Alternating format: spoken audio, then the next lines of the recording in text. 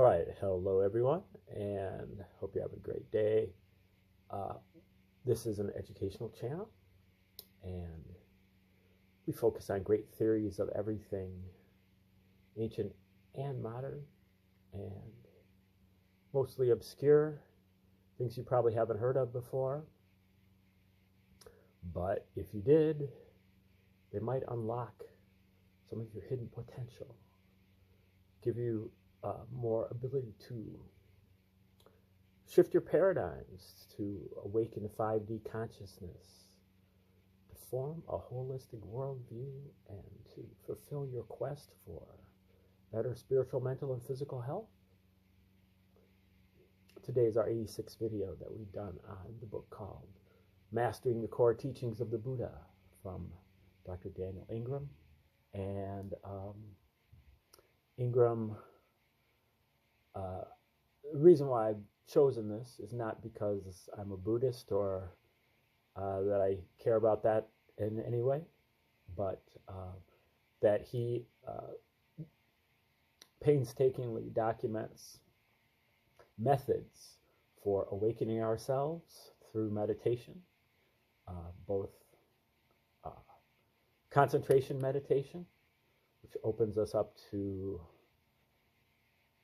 exotic states of consciousness and blissful awareness, and also insight meditation, which is basically opening up to our 5 sense doors and our mental door, our mental sensations, and investigating those sensations for the 3 characteristics of impermanence, dissatisfactoriness, and not self.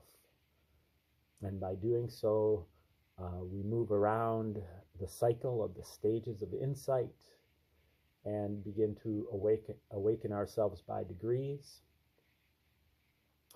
But if you don't have those maps, or you haven't been taught those maps, it's a lot harder to see that that's what's going on.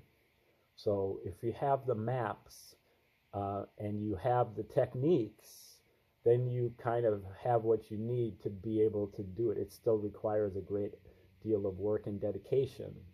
But without the maps and without the techniques, you are looking for a needle in a haystack. You might find it. The Buddha apparently found it, if you believe in him. Maybe others, but it's kind of a once in a millennium kind of thing if you don't have the maps, but if you and the techniques. So Ingram puts those in the book. Now, as far as his background is concerned, we're kind of going through that in this particular chapter, or this section of the book, where he goes into how he got to where he was. And he's right now we are in India with him. I think actually he now went to Malaysia to go on a meditation retreat, and so he's going to be talking about his experiences here. And this is not important in terms of learning how to deify Daniel Ingram or something, but there's a lot of important lessons that he learns along the way, and many of them are lessons he learned the hard way that he's trying to help you avoid having to learn yourself, if you can avoid them. But let's let him take over right here.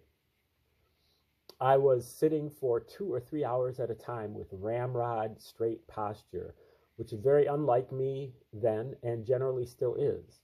Was barely sleeping 2 hours a night, and sitting in a small, relatively private, air-conditioned room off to the side of the 2nd floor walking hall, as otherwise the sweating would totally drench my clothes. I was afraid that my violent periods of shaking and rapid-fire sniffing would scare people. After about 3 days of this, the whole thing finally died down. There was no specific event that stood out at that time as a specific arising and passing away event. No blow up of consciousness, nothing interesting in dreams, no big zap through, no bright lights or visuals at all. When it finally wound down after a few days, I was hungry for sex and chocolate, felt exhausted and sluggish, and within a day I could barely sit for 5 minutes and my mind felt like a hive of angry bees. I saw a brief but very clear vision of a field of diagonally arranged emerald skulls on a pale green background. That night, and at the peak of my frustration, Sayadaw U Ranjita played an old, scratchy tape of a Burmese monk describing the stages of insight. And suddenly everything was clear, or at least a lot clearer. I learned from that tape what had happened, knew where I was, and knew what to do about it. That tape changed my life, my practice, and my conception of practice. Light bulb after light bulb of understanding flashed on in my head as that tape described in detail the experiences I had gone through, and it was just too freakishly accurate. That recording of a monk calmly reciting details in order of experiences that I had been sure were just weird, possibly unique, irrelevant quirks of my own strange practice, revealed that they were entirely stock, standard, and expected results of simply noting or even just paying careful attention. That tape blew my mind. Sayadaw U Ranjita's playing it at that moment was about the most kind, timely, and empowering blessing anyone could have done for me practice-wise. Within a very high level of faith in the technique, and despite the extremely irritating restlessness and powerful visceral aversion to practice that arose the moment I sat down, I resolved to sit on the cushion until I had passed reobservation, which is the final state of the dark night of the soul, stages 5 through 10 of insight stages. It was horrible. It was like my mind and body were cracking open while being crushed and warped in sickening ways. I noted like crazy anyway. If you attempt to model your practice after this story, consider that this might not be an optimal strategy for you, and reread the section on reobservation, which discusses various other options. Luckily, even though it was horrible, it did work for me. Within 5 minutes, the horror broke, everything opened, the weight lifted, and very shortly thereafter, everything got profound, abstract, and weird, but in a totally cool way. So, whereas before there had been a body and a meditator and the usual stuff, now everything changed dramatically, or so it seemed to me as I was meditating. Suddenly, meditator was nearly gone, except for a few vague background process, a very vague background process. Body was entirely gone. The sounds in the room were gone. And what was left seemed to be two basic swirling, shifting, fluxing elements that I will approximate by calling very dark gray and blackest black, that I would later describe as suchness and awareness. Though at that point to say there was color is really pushing it. Suchness was basically almost completely formless, except that it seemed to swirl and synchronize with what seemed to be awareness, except that, wait a second, awareness was also just some other swirling, ultra-abstract, extremely hard to comprehend thing that was trying to sync with suchness. So there was this shifting, swirling, nearly incomprehensible, totally stripped down, dark, fluxing space dance that was going on, and there was the tension between the seemingly two things that, the more the practice went on, seemed to be nearly just one thing, and it is that nearly part that is crucial. I couldn't land it. They didn't synchronize on that last sit. I knew for certain that if those two things either became the same thing or synchronized and collapsed into each other, then that would be stream entry. I had no idea stream entry then is getting through the cycle. I had no idea how long that might take. Turns out I was right, but I couldn't make it happen at that time, as I couldn't just forget about it and let it happen. It was too new, too fascinating, and too exciting, which is the lesson that it takes some people a bit to learn. I had only an hour during that sit, which wasn't enough time for me to learn how to just let it happen. The next thing I had to do was to leave and get on the Butterworth Express back to Bangkok. Coincidentally, Sayadaw U Ranjita had to go back to Singapore that same afternoon. I left the meditation center. My concentration plummeted. My next attempt at sitting the following day was as ordinary as any of my previous daily life sits, and then the hard stuff began. Such a precipitous drop in concentration and insight ability when leaving retreat is common. For most people, it takes dedicated, repeated, daily life practice of various skills to facilitate accessing those abilities when the daily dose of practice drops that far down again. There are some exceptions to this post-stream entry, but the basic point remains. I did have the luck to stop by the bookstore, the retreat bookstore, before I got on that train, and I picked up a copy of Practical Insight Meditation by Mahasi Sayadaw, Aga Maha Pandita, which means Arahant, incidentally, as well as In This Very Life by Sayadaw U Pandita.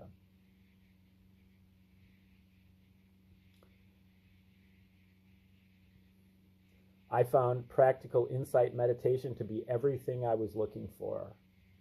Here were the method and the maps. It was outrageously simple and straightforward, like the best practical how-to high school electronics or chemistry texts from the 1950s. I read it again and again, basically memorizing most of it. I give great thanks to that mighty work in dark hipster, that mighty monk in dark hipster glasses, as that book and the noting technique in it became my gateway to many amazing insights. Mahasi Sayadaw's approach and the resulting book, Practical Insight Meditation, published in English in 1971, represented a massive foundational shift in the world of meditation. Its plain language, simplicity, without sacrificing technical sophistication, directness, and emphasis on lived phenomenology, not theoretical, along with clear, reproducible landmarks in practice, were paradigmatically groundbreaking. Unlike many previous authors who simply didn't seem to trust their eyes and ears or their own practice as much as they deferred to the ancient texts for orthodoxy, Mahasi Sayadaw broke many taboos and Dharma literature protocols and precedents when he wrote down simple, original, accurate, and helpful criteria for discerning various stages along the path based on clear observations of what happened when thousands of people practiced his technique at high doses. It is hard to explain to an audience who is now likely used to that sort of openness and phenomenology how this simple book and the paradigms in it raised the level of practical Dharma discourse across cultures. My own practice and the world of meditation in general owe so much to that remarkable, revolutionary, yet perhaps significantly, extremely traditional Buddhist monk. Now, I have read that book, and I haven't studied it enough. And at the time I read it, I wasn't like motivated to um, follow up the way that maybe I am now. But I would recommend it because it is a very short book, and you can, really, like he said, you can read it over and over again until it's practically memorized. Um, and so if you are gung ho, that would be one of the first uh, secondary works that I would recommend. Um, and I think it's probably the book that he would recommend the most, especially just on the maps and the techniques. Speaking of traditionalists, Mahasi Sayadaw's works received some serious blowback from some members of the establishment when they first appeared. Some of this persists today. However, for those who love the sutras and Buddha's core instructions, pick up Practical Insight Meditation and a copy of DN22, the Mahasi Tipatthana Sutra, or Great Discourse on Mindfulness, routinely pointed to as one of the clearest expositions on how to practice insight in the whole of the Pali Canon. And read them side by side, comparing exactly how they say to meditate. Then pick up MN 111, the Arupada Sutra, one by one as they occurred, and read that alongside it, and see if there's really any difference of consequence at all. Regardless of these academic discussions to appease those who haven't done the experiment of trying noting for themselves, the techniques work. I think my problem here with the noting is I don't quite grasp it. It just seems like it's so hard to actually come up with a word for the sensation in such a, like being able to come up with so many different just notes, so I guess, but Ingram does say that at a certain point your mind really speeds up. So I think maybe it just has to do with the dosage. You really just got to sit there and stay at it hour after hour, which is a difficult task in today's world. But it was a difficult task in his world too, and he did it. And he said that getting a medical degree and a few other things that he's done in his life were harder than doing that. So I reached stream entry on my 4th retreat 6 months later, and then became convinced that on the last day of practice, the last day of previous MBMC, that's the Malaysian place, retreat, within a few hours more of practice there, I could have landed it and could have been spared all sorts of complexity. That is not what happened, as those were a few hours I didn't have. However, the experience of sitting right on the edge of stream entry came in handy, as right then I knew for certain that awakening was possible. It was my 3rd retreat, and somehow I had gone from really fumbling to doing very high-level insight practice way up at the high end of the formless realms and nearly getting my first taste of awakening. That, let me emphasize, is the difference that noting made for me. It may be worth mentioning here that most people are not going to launch that high suddenly into the formless realms and do vipassana there, particularly in such a brief span of time. And it is also not necessary, just damn interesting if it happens to you. I have no idea why I suddenly launched that high on that retreat. It would take me a long time, about 1.5 years, to get back to anything like that level of formless vipassana practice. And by that time, I would be somewhere about 2 paths further along. I reached stream entry on much less concentration than that, and not in the formless realms, just for your information. On a darker note, On that last day of that third retreat at the Malaysian Center, I did not know these maps well at all. I didn't really appreciate what was happening, how close I was to a real breakthrough, and the possible implications of that unknowing. I fell back into the dark night, and it began to really screw up my life. I won't go into many details, but I will say that I wish I had had access to a friend with a solid understanding of these maps to help me maintain some perspective in relation to what I was going through. As it was, I was largely blindsided. And that is the end of chapter 49. Chapter 50 is called The Dark Night Gets Ugly. While the old scratchy tape recording of the Burmese monk was very explanatory of the stages on retreat, he didn't talk about what happens when you sail high and then fall back into daily life without landing the path. For me, at least at that time, it was basically a complete disaster. That is one side effect that is not advertised in the world of meditation, and I can understand why.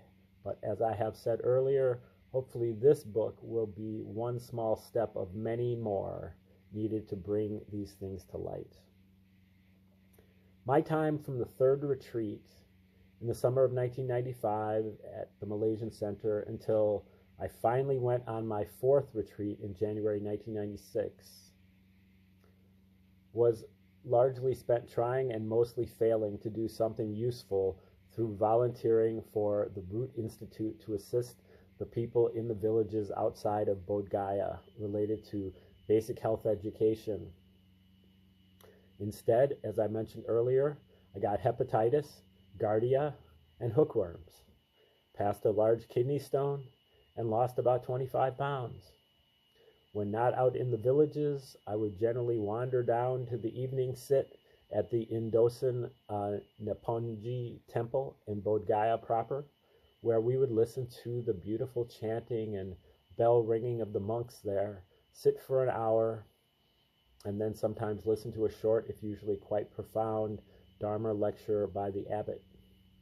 My sits there were almost all difficult, with poor concentration, few interesting insights, and lots of pain. I was now obsessed with figuring out how to get stream entry.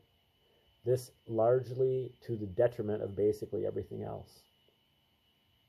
I did get some support sometime in October 1995 from a woman whom I knew simply as Katie, a longtime meditator who had done some long retreats in Burma, a Sayadaw Pandita. She wandered into Bodh Gaya that fall, as so many Tibetan monks and Western meditators do, and she was kind enough to listen while I broke down in tears in a small Tibetan tent restaurant and described what I was going through. She gave me some encouraging advice about what to do next and told me a little bit about what dark night bleed through was. But by that point, much damage had already been done. About a month after that, I got a letter from Kenneth Folk. In it, he too detailed the stages of insight and said more about the dark night bleed through. That's his friend from college who kind of got into the meditation retreat thing a little bit, maybe a year or two before he did. His additional information on the insight maps was also helpful, but again, the damage had been done. All there was to do at this point was to get stream entry, as I had basically screwed up everything else in my life, including my finances, medical school applications. I'd canceled a large number of good medical school interviews I had managed to get invited to, physical health, emotional state, and my relationship with my partner. There is some strong irony in the fact that my best Dharma friend at the time had railed against how he had not been informed of the stages of insight and what the dark night could do while struggling with them on his 3-month retreat at the center in Boston.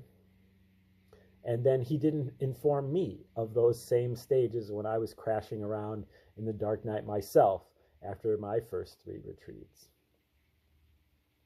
I used the ticket from India back to the States that I had planned to use for my medical school interview to come home for the Christmas holidays and get some much needed recovery time. While en route from the airline overbooked a flight, and just by luck I got offered free tickets anywhere in the country if I agreed to get bumped to another flight some hours later, and being in no hurry, I took them up on their offer. I used those tickets to go to California for a few days in December 1995 to see Kenneth in his rundown trailer in a small dusty desert town that smelt pungently of agriculture. He was living with a girlfriend, delivering pizza, and just chilling out. He was probably second path by this point, and somewhere in there had done another retreat in Burma. He told me more about the maps and gave me some pointers on how to perceive some subtleties about impermanence, drawing an incomplete circle on the ground with a stick to represent the arising and passing of phenomena. That somehow made a strong impression on me and helped me get a sense of how to see the end of phenomena to help achieve stream entry. He also introduced me to Jack Vance during that visit, specifically with Kenneth reading aloud from a book called The Eyes of the Overworld, specifically that priceless section where Kujel is at the door of the House of Sil arguing with Yodo to let him in. Don't know anything about that reference whatsoever. Vance would later become my favorite author after Mahasi Sayadaw. And that's the end of that chapter. We'll get into the next chapter a little bit. The second Bodh Gaya retreat. Now, armed with my experiences and teachings received at the Malaysian Center, Practical Insight Meditation, and in this very life, I was overtaken by a deep aspiration and tremendous urgency for nothing in the world but stream entry at all costs.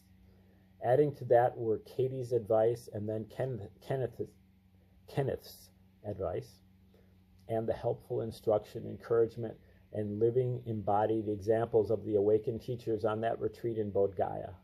This time a 27-day retreat with Christopher Titmuss, Sharda Rogel, Yvonne Weyer, Norman Feldman, and Fred von Allman.